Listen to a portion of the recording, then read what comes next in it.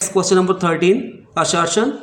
On increasing the current sensitivity of a galvanometer by increasing the number of turns may not necessarily increase its voltage sensitivity.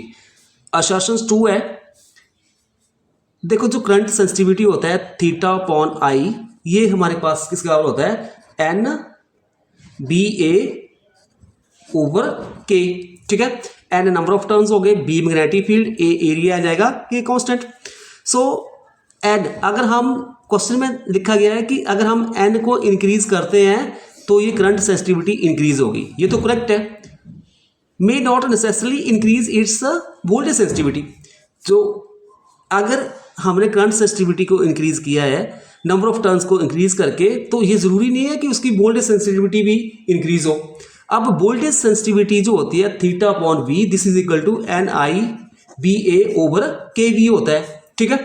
अब this is equal to N I B A over K, अब V is equal to R I होता है, तो यहाँ पे resistance की जो होगी गैल्वेनोमीटर की आर जी ले लिया, आई के साथ आई कैंसिल हो जाएगा, तो थीटा अपॉन वी ये हमारे पास बन जाएगा एन बी ए ओवर के R G.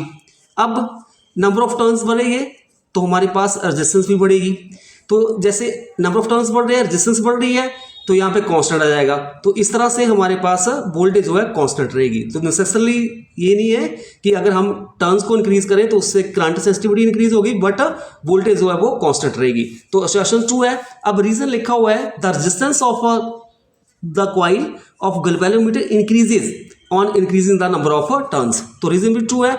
Also reason is the correct explanation of assertion.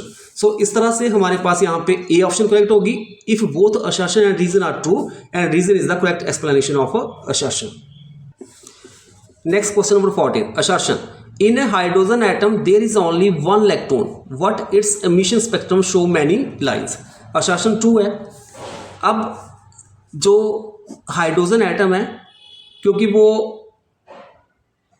Different level से डिफरेंट लेवल में जंप करेगा, तो इन दैट केस जो एमिशन स्पेक्ट्रम जो होगा वो उसमें काफ़ी लाइन आपको नजर आ जाएगी।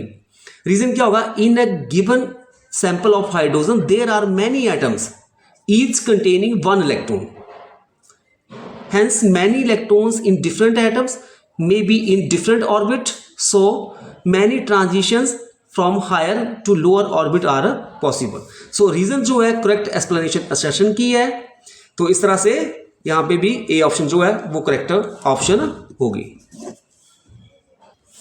Question number 15, assertion. Nuclei having mass number about 60 are least stable. assertion false है।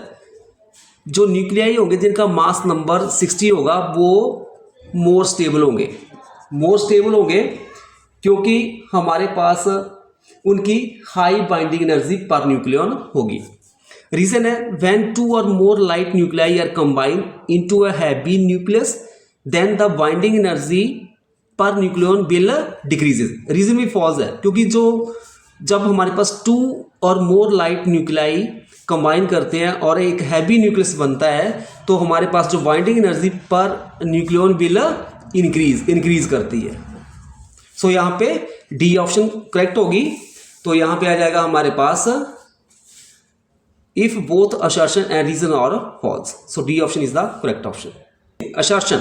de Broglie wavelength of a freely falling body keeps decreasing with the time. जो डी ब्रॉगली वेवलेंथ होती है फ्रीली फॉलिंग बॉडी की वो decrease करती है with the time.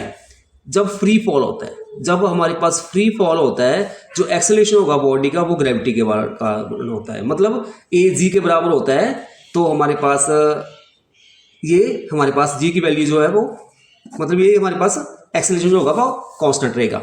But free fall के case में जो वेलोसिटी होती है वो इंक्रीज होती है बॉडी की, तो मोमेंटम किसके बराबर होता है मास इनटू वेलोसिटी, और वेलोसिटी इंक्रीज कर रही है तो मोमेंटम भी इंक्रीज करेगा। अब हमारे पास जो वेवलेंथ होती है this is equal to H over P के बराबर होता है, तो wavelength inversely proportional to momentum, और मोमेंटम इंक्रीज कर रहा है तो वेवलेंथ जो है वो डिक्रीज करेगी।